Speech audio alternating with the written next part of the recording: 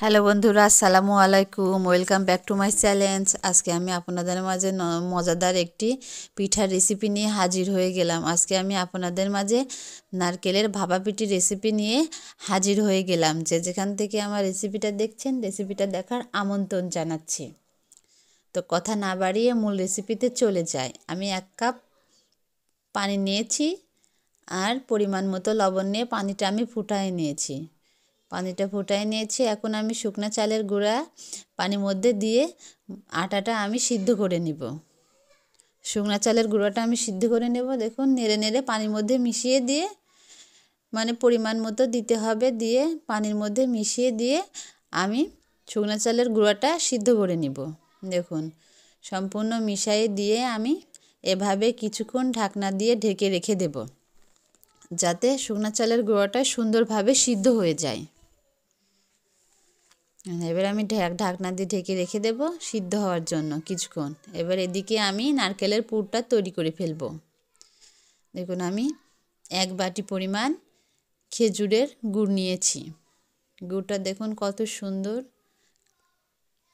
আঠালো। আমি 1 কাপ পরিমাণ আমি খেজুরের ঝোলা গুড় নিয়েছি।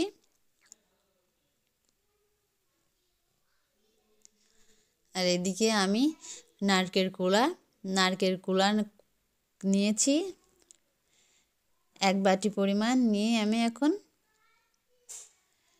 গুড়ের সঙ্গে নারকেল সুন্দরভাবে চামিচের সাহায্যে মিশিয়ে নেব, মাখিয়ে নেব। দেখুন, সুন্দরভাবে মাখিয়ে নিয়ে আমি পুরটা তৈরি করে ফেলব।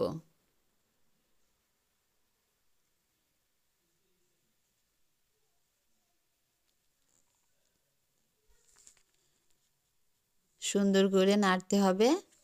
দেখুন, সুন্দরভাবে মিশে গেছে। এবার আমি যে নারকেল আর গুড়ের রসটা আছে, রসটা শুকায় নেব। নিলে আমার পুরটা রেডি হয়ে যাবে। দেখুন, আমি অনবরত নেড়ে নেড়ে আমি পুরটা তৈরি করে ফেলব। দেখুন কত সুন্দর একটা কালার আসছে, দেখতে অনেক সুন্দর লাগছে। আর রেসিপিটা একদম সোজা, অল্প সময়ে রেসিপিটা তৈরি হয়ে যাবে আর খেতেও অনেক মজা। আশা করি আপনারা বাসায় ট্রাই করে দেখবেন। এভাবে আমি পুরটা তৈরি করে ফেলব।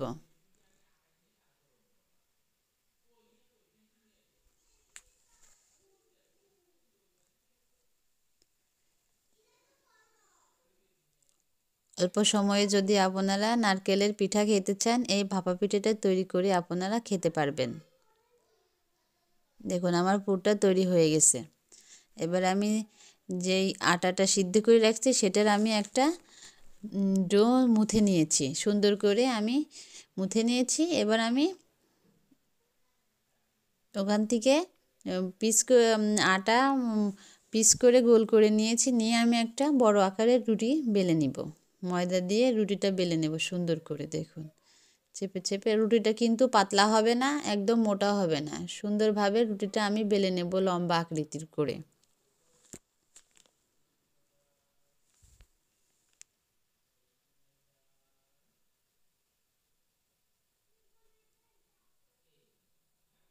যেমন আমার রুটিটা বেলা হয়ে গেছে। আর আমি দেখুন রুটির থিকনেসটা দেখিয়ে দিচ্ছি। এভাবে রুটিটা মোটা হতে হবে। এবার আমি যে নারকেলের পুরটা রেডি করে রেখেছি, আমি রুটির উপরে সুন্দর করে মিলিয়ে দিব। সমান করে আমি মিলিয়ে দিব। খেজুরের গুড়ে আর নারকেলে কত সুন্দর আঠালো আঠালো একটা ভাব হচ্ছে পুরটা। আমি নিয়ে আমি সুন্দর করে চারিদিকে মিলিয়ে দিব। দেখুন, মিলিয়ে দেওয়া হয়ে গেছে। এবার আমি এক সাইড থেকে একটা রোল তৈরি করে নেব। এবং চেপে চেপে রোলটা তৈরি করে নেব। রুটিটা সুন্দর করে করতে হবে, না হলে ফেটে ফেটে যাবে। আমার রুটিটা একটু মাঝখানে পাতলা হয়েছে বলে ফেটে ফেটে যাচ্ছিল। আপনারা রুটিটা সুন্দরভাবে করে নেবেন যাতে ফেটে ফেটে না যায়। দেখুন, আমার রোল তৈরি করা হয়ে গেছে। এবার আমি সিদ্ধ করে নেব। আপনারা যে কোনো একটা কিছুতে সিদ্ধ করে দিতে পারবেন, ছিদ্রযুক্ত ছাঁকনি বা রাইস কুকারের ছাঁকনি দিয়ে। আমি এই সাজিটা নিয়েছি, নিয়ে আমি সিদ্ধ করে নেব। সিদ্ধতে বসাই দিয়েছি, আমি সিদ্ধ করে নেব। আর এটা বেশিক্ষণ সিদ্ধ করা লাগবে না। তো আমার সিদ্ধ করা হয়ে গেছে। আর দুঃখিত, আমি কাটার ভিডিওটা দিতে পারি নাই, ডিলিট হয়ে গেছে। তো আমার রেসিপিটা কমপ্লিট হয়ে গেছে।